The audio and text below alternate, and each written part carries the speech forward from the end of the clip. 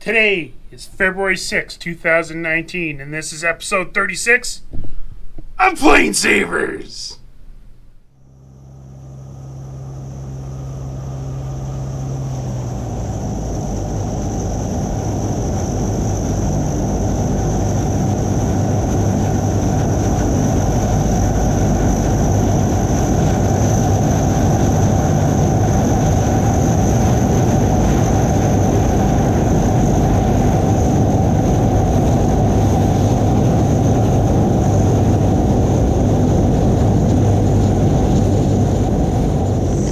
Well guys, hopefully you like that Electra.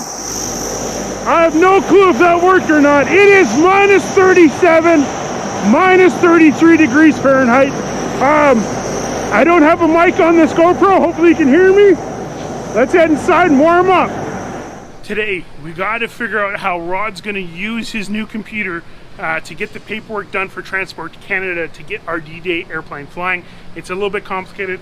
Let's go join him in his office right now. But first, let's head off to Germany, where the Dakota Inn actually got to raise us 320 euros. They had a party, they raised 320 euros for our D-Day project. Let's go there first, and then let's go see Rod in his office.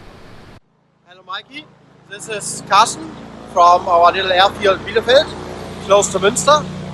And I would like to show you the Dakota Inn, where we raised some money at our season opening party last weekend. Last weekend in our Dakota Inn we raised some money for your DTD project, and you can see all the stuff at the entrance is Dakota labeled, the entrance sign, the name of the restaurant, and let's see what's going on inside there.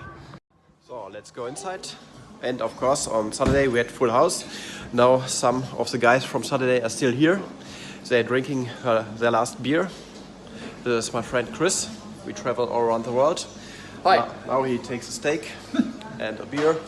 And my friend Ulf as well, flying colleague. And yeah, you see the Dakota Inn with some pictures on the wall, some pictures of old aircraft, but we are still missing some pictures of good old Dakotas. So if you can help, maybe a picture, and I will do it on our Dakota Inn wall.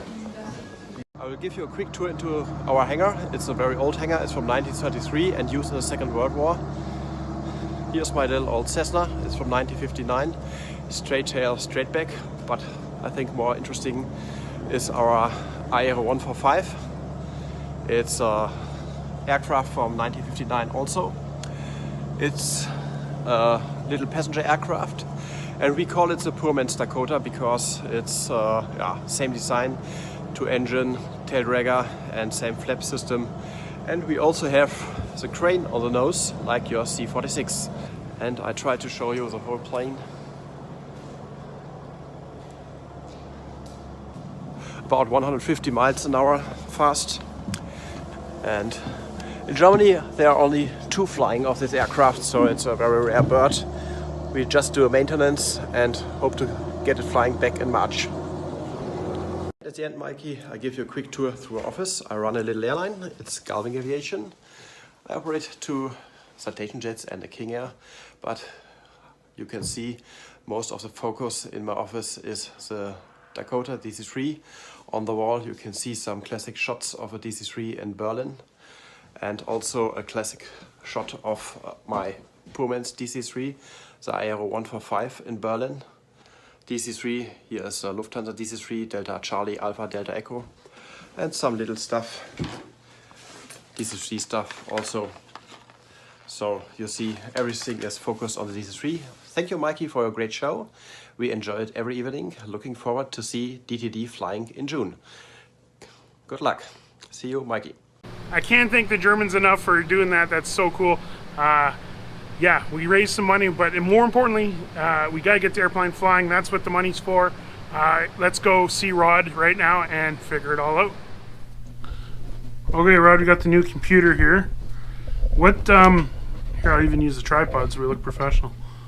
So basically, what we're going to attempt to see what it takes to put the airplane in a private operation. What we don't want is to have to be stuck to, for example, in a commercial operation, terrain awareness, collision avoidance, all that stuff. We could put that stuff in, but I don't want to put it in an official mode.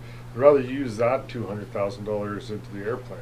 I think it'd be a lot easier to move, like give people rides and veterans if we have the airplane in a 604. So what we got to do first is basically register it privately, apply for a private operator's permit. Now that I have this big computer, like, I mean, my eyes are bugged out. I'm used to doing it like this. So now I can actually see more of what's going on. What I really need is I want to 100% confirm. We know so much about the airplane from its beginning history through World War II and D-Day. What's missing is, believe it or not, the proof of when Transport Canada stopped utilizing it. I want that flight hour request from Transport Canada. So you give me an approval letter, and I will speak on your behalf to view specific documents that could prove some of the items.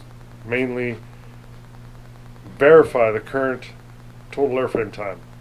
The difference between flying as a private operator, like a museum piece, or to fly it commercially in a freight operation. Basically, the airplane is in a weight category the same as Air Canada or WestJet. This is a special purpose airplane. It won't be commercially hauling cargo or passengers.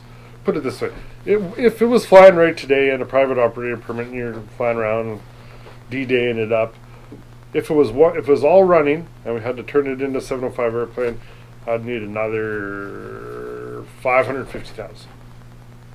So I think that's a lot what people don't really understand too much is they think, oh yeah, the DTD is just gonna end up as a part of Buffalo Airways fleet, but really no. DC-3, albeit you can buy a flying one for $250,000. By the time you get it airborne with its first pound of freight, it's probably $750 Canadian, and possibly more. We have to make it work, right? Because so many airplanes die. 75 to 90% done. All they really need is somebody to care, and they'll stay in good shape. Okay, hopefully that stuff with Rod made sense. Now let's head back in and do some editing.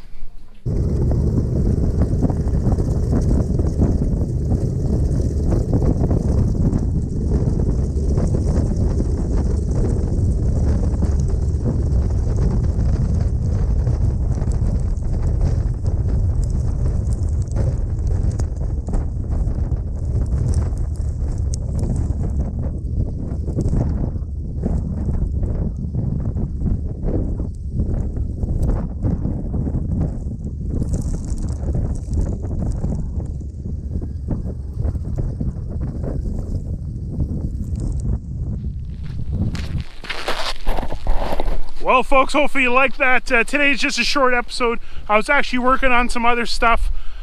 Hopefully that works out. I did 2 GoPros, the one we're talking in now, and this little guy right here who's on the tail. So hopefully tail camera and U camera, hopefully you guys both worked. Yeah, so again, tomorrow's episode, we're going to deep dive in a little bit of logbook history. But today was a good day. Still cold. Hopefully tomorrow might be better.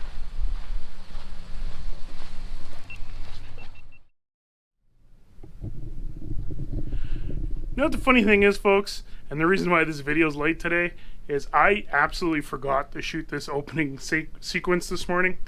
So when I got home to upload the video, because the internet sucks here in the hangar, I forgot. I made the card, I made everything, and I totally forgot. So yeah, sorry if you're in the UK and you stay up a little extra late. Actually, I should just shut up, get this video done, and get it off to you guys.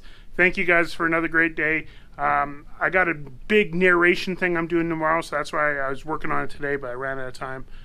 Again, I'll stop talking. Have a good day. Have a good night. Wherever you are, be safe, and we'll see you very soon.